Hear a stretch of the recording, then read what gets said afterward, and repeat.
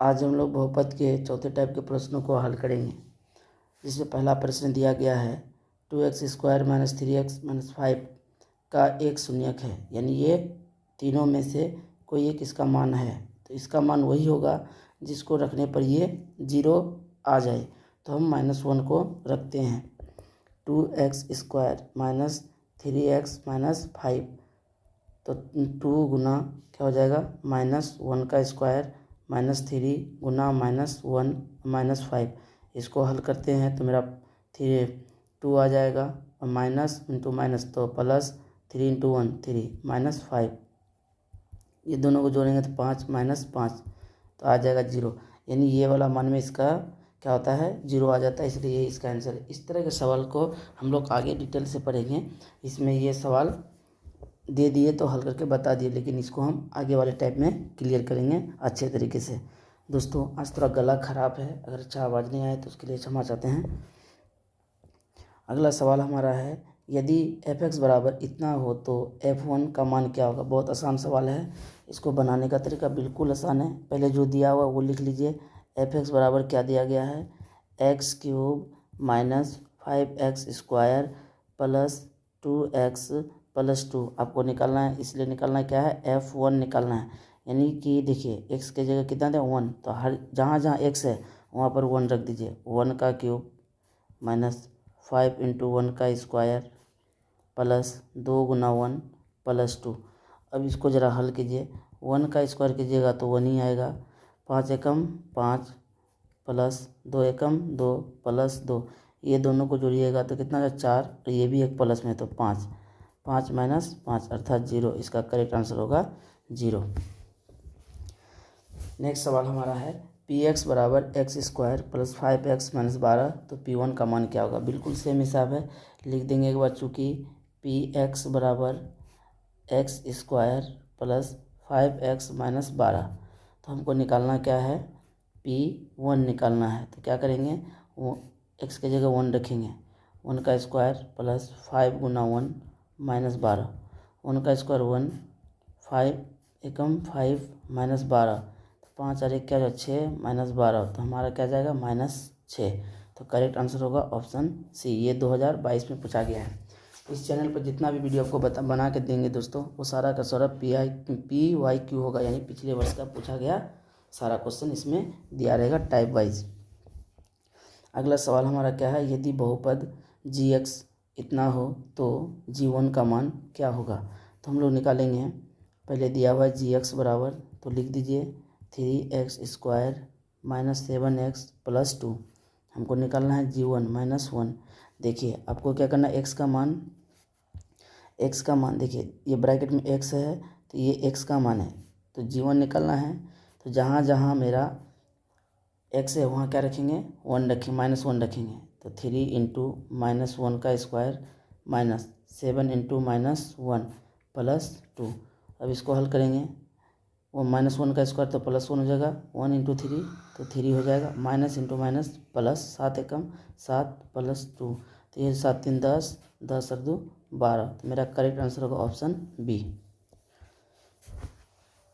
इससे पहले ऊपर में इस तरह का सवाल बना चुके हैं, जिससे px बराबर x² - 3x - 4 का शून्यक है। तो यहाँ चार ऑप्शन दिया गया है, कुल 4 ऑप्शन दिया गया है। Option A, option B, option C, option D. तो ये चारों में से कोई एक आंसर होगा। तो वैसा इसको रखने पर जो मान 0 आ जाए वही क्या होगा, करेक्ट आंसर होगा इसका। तो मान के चलिए हम अपना मन से लेते हैं, x का मान 4 ले लेते हैं, ऑप्शन बी को लेते हैं। तो क्या हो जाएगा, x² - 3x - 4। अब यहाँ 4 रखिए, 4 का स्क्वायर 16 हो जाएगा।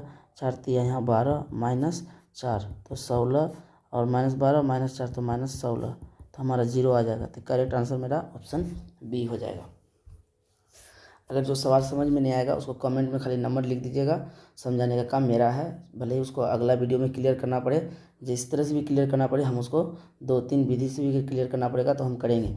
बस जो सवाल आपको दिक्कत करेगा कमेंट में उसका नंबर बैठा दीजिएगा कि 5 नंबर हमको समझ में नहीं आया या 2 नंबर समझ में नहीं आया, हम उसको अगले वीडियो में क्लियर कर देंगे। सबसे पहले उसी प्रश्न को हल करेंगे। अगला है, ये मोस्ट इम्पोर्टेंट सवाल है, ध्यान दीजिएगा। m के किस मान के लिए -4 बहुपद इतना का शून्यक है। ये जो दिया गया है मान तो ये x का मान, जब भी शून्य बोलेगा तो ये x का मान होता है। तो सबसे पहले सवाल को लिखिए, x square minus x minus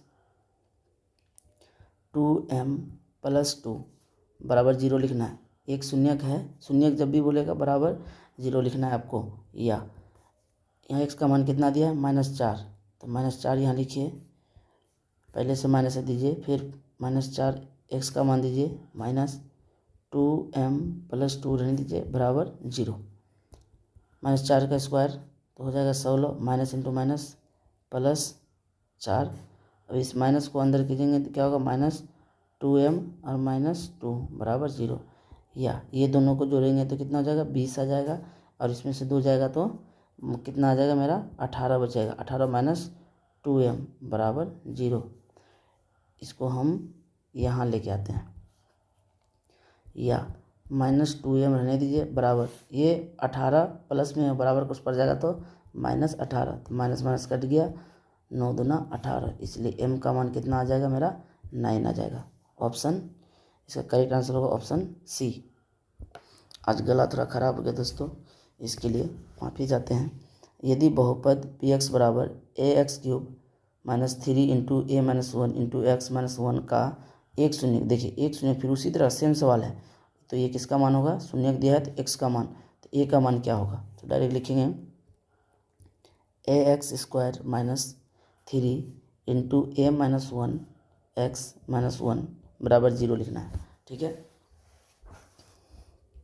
ए का मान मालूम नहीं है, हमको निकालना है गुना, x का मान क्या दिया, 1 लिख देंगे, 1 का स्क्वायर -3 इंटू 1 - 1 बराबर 0।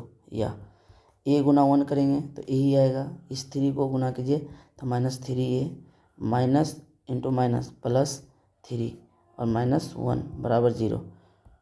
अभी यहाँ एक a प्लस में है, यहाँ 3a माइनस में है, तो क्या हो जाएगा, -2a, ये +3 है, ये -1, तो घटाएंगे कितना होगा, +2 बराबर 0।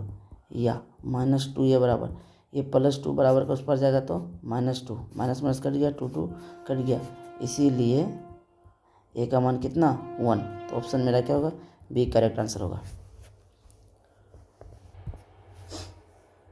अगला सवाल हमारा है, यदि px का एक शून्यक 5 हो तो px का गुणनखंड कौन होगा। बहुत आसान है, देखिए ये अगर प्लस में मान दिया हुआ है, ध्यान से सुनिए क्या बोल रहे हैं, अगर प्लस में दिया है तो क्या होगा, ये माइनस वाला आंसर होगा, और माइनस में दिया है तो प्लस वाला आंसर होगा। कहने का मतलब जब भी अगर इस तरह का मान दिया हुआ रहे तो ये तो बटे वाला को पहले काट दीजिए, क्यों, ये बहुपद है ही नहीं, तो इसका शून्य क्यों नहीं होगा।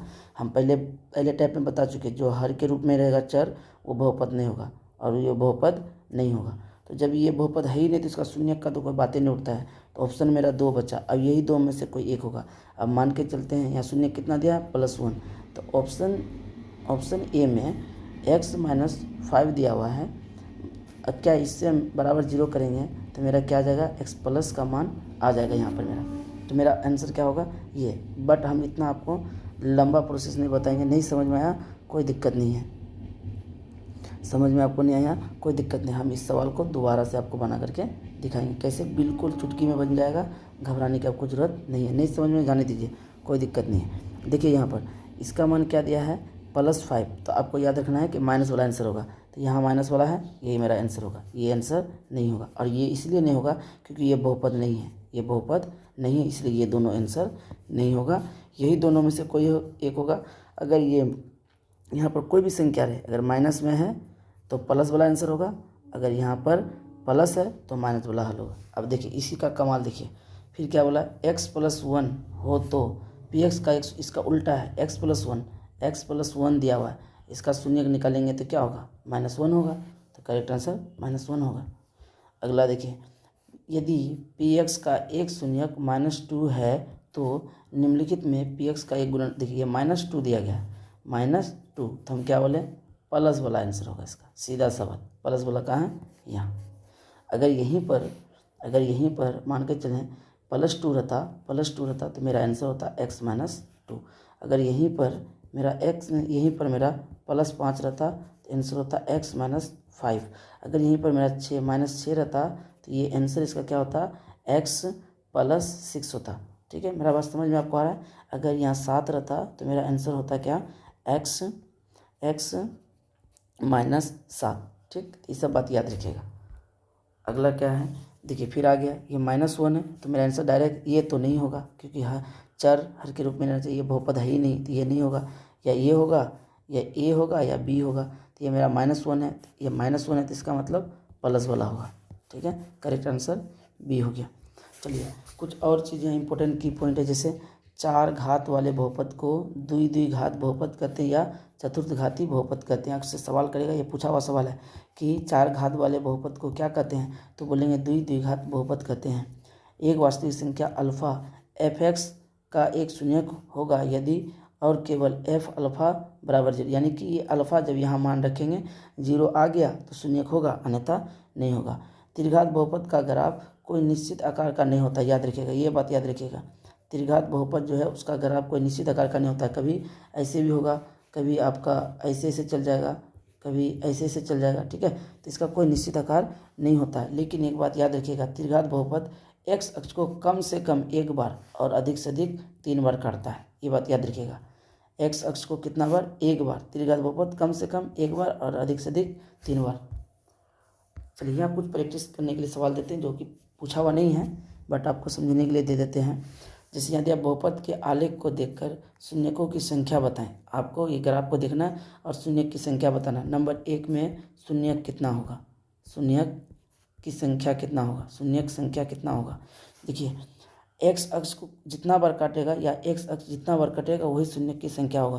तो देखिए यहाँ पर x अक्ष एक बार कटा और यहाँ एक बार यहाँ कटा, 2 बार, इससे इसका शून्यक 2 होगा। अब 2 नंबर में आते हैं, इसका शून्यक क्या होगा, यहाँ x अक्ष एक बार यहाँ, एक बार यहाँ और एक बार यहाँ, तो 3 हो जाएगा। तीसरा में क्या होगा, यहाँ x अक्ष एक बार यहाँ कटता है, एक बार यहाँ 2 3 4, तो इसका शून्यक हो जाएगा 4। और चौथा नंबर में देखिए, ये x अक्ष मेरा कहीं पर भी ये ग्राफ नहीं काटा है, इसलिए इसका शून्यक क्या होगा, 0। अब ध्यान से सुनिएगा, जिसका शून्यक 2 आया तो ये क्या हो जाएगा, द्विघाती बहुपद हो जाएगा, द्विघाती। और जिसका 3 आया तो हो जाएगा त्रिघाती।